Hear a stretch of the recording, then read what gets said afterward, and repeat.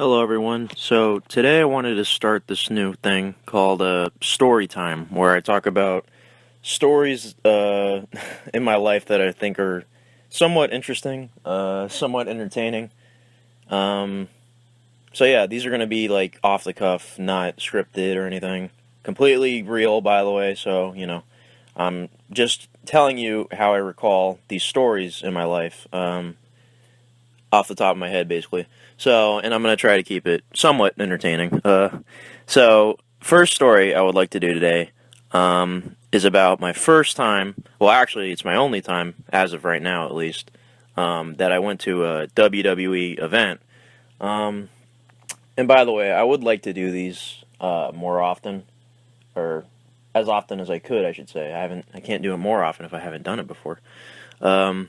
I would try to do it maybe like once a week, because like stories, I'm not good with telling stories usually, because like when someone asks me like to tell them like a story about something, you know what I mean, like, oh, what, because I go to concerts a lot, like, oh, what's a crazy concert story you have, like if I'm ever at a concert and a friend asks me that, I'll just be like, I don't know, I have to think, like it takes me a while, you know what I mean, so like I would probably need some time to think of stories to tell, you know what I mean, so like probably once a week I would do a video like this, talking about something. So I'm just going to get right to it, just in case people just click this video not knowing who I am. They're just like, oh, a story about WWE. What's this guy talking about for, how long have I been recording already? 1 minute, 40 seconds? Okay. Um, so, my first WWE show was in 2007. It was November. I remember this like really well. I was in 6th grade. Yes, I was in 6th grade. And at this time was the whole Chris Jericho thing. If anybody remembers back in this time, it was Ruthless Aggression. It was after the whole Chris Benoit thing. It was when they had the whole vignettes of "Did you break the code?" And there was all these lines of code on the screen, and it said "Did you break the code?" And people are trying to figure out who's this guy with the break the code thing. Like, and I saw these videos all over the internet, people figuring it out. It was Chris Jericho. I mean, it was pretty clear. Even if you go, people found on his website there was like a hidden area on his website with the text. It had at, like 3 at symbols in a row. And if anyone knows, on the keyboard, the at symbol is the 2 when you hit shift. So people figured out, oh, 222 on his website. That means because the break your code thing, the break the code vignettes always feature the numbers 222. So people figured out, oh, it's Chris Jericho. So I had this friend, his name was Chad, and I knew him in 1st grade in elementary school, and then I kind of didn't, like, we were best friends in 1st grade, by the way. And then eventually, through 2nd, 3rd grade, 4th grade, I didn't really see him that much. But then again, in 5th grade, we had class again. So that's when we started becoming like best friends. And I eventually discovered wrestling around that time. I started watching in like 2006, I think it was, and that's when I was in 5th grade. Believe it or not, the first ever wrestling show I watched was ECW's premiere on Sci-Fi in 2006. I know that's not the best thing to start with, but that's how I got into it. I just happened to be watching the Sci-Fi channel a lot, and I saw commercials for ECW. I'm like, what is this ECW thing? And like the commercials looked pretty cool. It didn't show any wrestling. It was just like the logo and like the barbed wire, and like it looked really cool. If anybody remembers that, you know what I mean. So that's when I started watching. And then I found out eventually in 5th grade, he was a big wrestling fan. He was a way bigger wrestling fan than I was. Like, he was watching throughout the whole like Ruthless Aggression era. Basically the whole time I hadn't seen him until 5th grade. So, like, he knew who Goldberg was and all this stuff, and he had all, like, the Wrestlemania DVDs and stuff, and, like, he had the Undertaker Tombstone DVD, I think it was, that old one, if you remember that one. So, yeah, like, he was way more into wrestling than I was, but we were both fans of it. So, eventually we started, calling each other on the phone. This was before we had cell phones, so we would just call each other on our house phones, and we would watch Raw together, SmackDown together, and we would be on the phone the whole time. And we would still be on the phone even if we weren't watching wrestling. We would just call each other a lot and be on the phone for like hours and hours. And I know my dad got like sick of that eventually, because like I would be on the phone for so long, and I guess it would rack up the phone bill. So Eventually, I think that's why I got a cell phone in 6th grade. That was my first cell phone. But anyways, back to the story. So it was 2007, and I remember his birthday is November 20 something, because I don't know him anymore. I'm not friends with him anymore, but it was November something. And what happened was one night he wanted me to go with him and his family to have dinner at Chili's, the restaurant Chili's, for his birthday. I don't know if it was his birthday or it was a few days before. I'd have to look it up. But it's funny. The day of that we went to the show, we had no idea. We were talking, and we were in middle school, and we were at school that day. We're like, all right, who's coming back tonight? Because it was Monday night, or it was Monday in the morning. We were talking about this, and then later that night we were going to see, because WWE.com said, okay, they actually said, all right, we're going to find out who this code person is tonight. Actually, like they actually said that on their website. It's going to be revealed who the mystery person is. So we were all at school, me, Chad, and this other kid named Kevin, I think. And I remember Kevin because he said the dumbest thing ever. Like, all right, who's coming back? It's Chris Jericho, right? Chris Jericho. Kevin said, oh, it's Perry Saturn. And if anyone remembers Perry Saturn, his Titantron involved lines of code similar to the break the code thing. I'm assuming they took it from his Titantron, actually, to use for the whole vignettes and everything. Like, they kind of stole it from his Titantron. But why would it be Perry Saturn? That makes no sense. Like, think about his character. I mean, no. It's definitely Chris Jericho. It's similar to his, when he debuted in 1999. His whole countdown to the millennium thing. Anyways, so I just remember that, and we're like, Perry Saturn? What? That's stupid. So, yeah.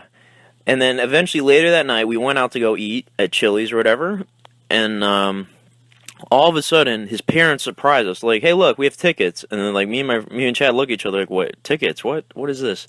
And then they show us, it's tickets for Raw. And we're just, like, shocked. We're just sitting there like, what?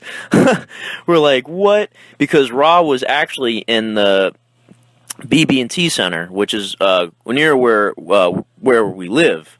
If anyone knows the BB&T Center, that's where the Florida Panthers, the hockey team, Florida Panthers, that's, like, their home arena. And teams have certain home arenas. Like, we have the Miami Heat, the basketball team, their home arena is the American Airlines arena, which is in Miami. So BB&T Center, that's the Florida Panthers arena. And this Chili's we're eating at is, like, right over there, like, right by it. And that's where Raw was going to be with the whole Did You Break the Code thing. And we saw people in the restaurant wearing, like, Jeff Hardy shirts, and, like, I remember this, they were wearing, like, wrestling shirts. And we're like, oh man, I wish we could go. And then they pull out the tickets and say, look, we're going. And it was me, Chad, his parents, and I think his cousin and his sister, if I remember correctly. It was a good group of us. So I remember this. We're like, oh my god, we're going. Oh my god. And like we went outside the store, outside the Chili's. I remember this, and we were just standing out there in disbelief, like, oh my gosh, I can't believe this. Like. So, and then also we were like, oh, we need to make signs. Like, we need to make some cool signs or something, because you got to go to a show with cool signs. And what was also cool was, because we were wrestling buddies, that's what we called each other, we were wrestling buddies, we were wearing wrestling shirts already, but not knowing that we were going to the show. Like, I was wearing a Triple H shirt, and he was wearing something, I forgot what it was, but we were already dressed to go, which was awesome, when we didn't even know we were going. And obviously, because I was a kid, they had to tell my parents, but my parents didn't tell me. That's good. They didn't spoil the surprise. So, it was a really big shocker. I was like, wow, we're actually going to Raw. I've never, been to one of these. So what we did, there's also a Walmart over there. So, they took us to the Walmart. We bought a bunch of Sharpies, and I actually still have some of these Sharpies. Like, they're big, fat Sharpies that, because you need to be able to write something big that can be seen. So I remember this. We went out to the Walmart, bought signs and bought markers, and we went out to the parking lot of the Walmart. And Chad's cousin, he took a sign and he wrote on it, "Mr. Kennedy has to sit down to pee." Mr. Kennedy was a big heel, if you remember him, at the time, and that was a pretty funny sign. Like, we couldn't stop laughing. He has to sit down to pee, basically saying Mr. Kennedy's a girl. That was hilarious. That was, like, the funniest thing I'd ever seen at that point, I think. And then we had a few other signs. I forget what they were, but I think we probably broke Chris Jericho on one of them or something. So, but the thing is, doing the signs was kind of pointless because we ended up finding out our seats weren't like the best. Like we kind of got some bad seats, to be honest. Basically, how do I describe this? We were like, if JR and Jim Ross and JR, same person. If JR and Jerry Lawler were sitting down at the announce table to their left, that side of the crowd, you know, the side where the main camera is, you know, the camera shows the right side of them, you know what I mean, that side of the crowd. We were on the left side, the side you don't really see.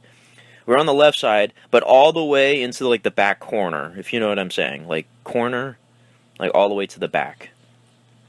And up, you know, up above, like we're kind of up, not in nosebleeds almost, but like pretty high up and in the back. So, like, to the left, to the back, and, like, kind of high up. So, it's, like, in the back corner, if you get what I'm saying with the corner. It's not really a corner, but... So, we were sitting all the way up there, but we couldn't believe it. We're like, wow, we're at Raw. And then the show starts and everything, and, you know, we're just waiting. When's Chris Jericho showing up? When's Chris Jericho showing up? And then they had the whole... I remember they had the whole guy that's running, presenting Randy Orton a torch or whatever. He was, like, running from somewhere. Wherever they were the pay-per-view before, I think. Or was it the night after pay-per-view? I don't even know. It might have been, because I know his, Shawn Michaels was, Randy was feuding with Shawn Michaels at the time when he was champion. And they had a match at, geez, I can't even remember, but I remember the Raw where Shawn Michaels came back, and, yeah, they started feuding. And then, yeah, so Chris Jericho was the next guy to come back, obviously, and we were there, so... Later that night was the whole, alright, here we go, we're going to find out who it is. So the guy's running, and then all of a sudden he gets clotheslined, and it's Chris Jericho. Like, they show it on Titantron, and then he comes back, and everyone's going nuts. Me and my friend, me and Chad are like, oh my god, we can't believe it, it's Chris Jericho. We're like acting so crazy, and oh man, it was such a good time. And then Chris Jericho came back and cut a great promo, and the thing is, I didn't really know who Chris Jericho was, because you need to think, he left in like 2005, and I didn't start watching till 2006. So I really did not know who he was. I think I might have like YouTubed him or something because of the whole, knowing that he was coming back. I might have YouTubed him and watched some videos, but I didn't really know who he was. So he's saying all these catchphrases like, you will never be the same again, or whatever, and everyone knew all the words to it. I'm like, what is he saying? Like, I don't know what he's talking about. But yeah, like, it was awesome. He didn't, like, fight Randy or anything, which my friend was upset about. He's like, oh, at least when Shawn Michaels came back, he fought Randy, or Chris Jericho just talked, he didn't do anything. I'm like, well, it's still cool, I mean, come on. But yeah, like, I remember, the whole awesome feeling it was when it showed SaveUs.222, and it was changing to SaveUs.Y2J, and everyone was like, oh my god! But what's cool about that night, you know, after Raw goes off the air, they always have, like, a match, like a dark match, or a dark main event, or whatever, or just even, like, a promo. But what happened was, after Raw went off the air, Randy Orton went back, Chris Jericho went to the back, DX came out. Triple H and Shawn Michaels, and at this time, DX was, you know, broken up already, but they came out, and then I think they had a match with, I would like to know, I know it's on YouTube, because I remember looking it up. They had a match with somebody, and it was awesome. Like, we did not expect DX to come out, especially considering they were broken up already. So that was really, really awesome. And also, I have one souvenir from the show, if you don't count my Triple H shirt, which I don't know where it is. The one I was wearing when I went. But I have a Hardy Boys necklace. Like, it's a really cool necklace. I might just post a photo of it in this video. It's like the one souvenir I have. Like, I remember we went, like, it was during a commercial break or whatever, or it was just during a match we didn't care about. We all went out to the lobby because we wanted to get a souvenir or food or something. So we went to the cool merch table, and we both got Jeff Hardy, or Hardy Boys necklaces. Like, me and my friend Chad, like, oh, we should get those. And, like, I didn't have any money, obviously. I'm a 6th grader. I don't have any money. So Chad's dad was nice enough to buy it for me, like... So I was like, oh, thank you, sir. That's really kind of you. I mean, they already bought our tickets, but he bought me that, which was really cool. And I remember my parents like being mad about it. Like, oh, you shouldn't have asked him to buy that for you. Like, he bought your tickets for you. I'm like, yeah, I know, sorry, but I need a souvenir. And what sucks about this Raw, it's not on the WWE Network. I mean, nothing from like 2007. I mean, understandably, that's the year Chris Benoit died. But you don't have to put that episode mentioning Chris Benoit, you know, the memorial episode. You don't have to put that up. Put every other 2007 episode of Raw up, please. Like, come on. At least put the one where Chris Jericho came back. Like, that's like the best Raw ever. I mean, in my mind, it's... Oh, I won't say it's the best Raw ever, because like, I haven't seen the whole thing. Like, I never got to see the full episode, because I was there. And it's not on the network. There are clips of that show on YouTube, but I want to watch the full thing. I want to watch the whole start to finish Raw in nice quality. But it's not on the network yet. And I got excited a few weeks ago when they sent me an email. 300 episodes of Raw just added. And I look, it's all like 2003, 2004 episodes. Well, I mean, that wouldn't be 300 episodes. What am I saying? That's only 2 years. It would be like, what, 100-something episodes? Or something like that. It was only like from 2000, maybe 2002 to 2004, I want to say. So like 150, 160 episodes. And it wasn't, there was nothing from 2007 added. So I was kind of upset. I'm waiting till the day that happens. Because every month they add stuff. So maybe this month they'll add stuff. That's something I want. This episode. So, yeah, that was my first WWE experience. And what happened with me and Chad was eventually after 6th grade, I don't know what happened, but 7th grade, 8th grade, we kind of just stopped talking to each other because we never had any classes with each other in middle school, like at all. We kind of grew distant of each other, and in high school, forget about it. Like I don't even think like I talked to him once. I don't know. It was just a thing that happened. You know, sometimes you have friends, and all of a sudden, you know, you don't have classes together, or you don't see them or anything, and you kind of just don't talk. So yeah, I mean, I don't really know him anymore, but yeah, that was still a fun experience, though. It was for his birthday, and we went, and it was great. I'll never forget it. It was a really big surprise, and I remember coming home that night, and my parents like, so, did you have fun? I'm like, oh, you guys didn't tell me, but whatever, it was awesome. And, of course, I showed them the necklace, and they're like, oh, my God, you made him pay for that. Why would you make his dad pay for that? So, but yeah, I'll post a photo of that necklace in this video. So, yeah, that was my first time. So, I've never gone to another WWE show. I would love to go to Wrestlemania. That's like my dream, because I'm super into WWE right now. I watched, like I said, from 2006 up until, I want to say early 2012 is like when I stopped. Like, believe it or not, I stopped right before Rock and Cena. Like, I just lost interest completely. Like, I had interest in that, but like, if you remember at that time, things were just, like, so stupid with John Cena and Zack Ryder getting thrown off the stage, and Eve Torres and all that nonsense, and it was just like hard to watch. And I just like started losing interest in wrestling, basically. Like I had other interests, like I was getting more into like the Beatles and movies and stuff, which is like my big passion. Like I just stopped watching wrestling, basically. And also there was no network, WWE Network.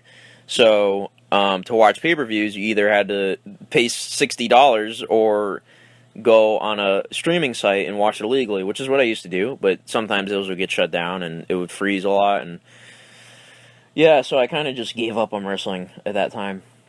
But in 2015, last year, I got back into it all of a sudden. I heard about the whole network thing. I heard about Undertaker's streak being broken, which was like what made me want to, okay, I need to go check this out again, because Undertaker's streak just got broken. I need to go, I mean, that was 2014. Did I start watching? No, I didn't watch in 2014. And no, what it was in 2014, the streak was broken. I heard about it. I'm like, oh god. So like, I think I like started reading up on it, like what was going on. And I was like, it doesn't sound that great, I guess. But then something in 2015 made me like come back. What was it? I don't know if it was Brock Lesnar or I can't remember, but I mean, basically the network in general is why I'm like big into it, because like with the network you can watch all kinds of stuff like whenever you want, and it's for a good price.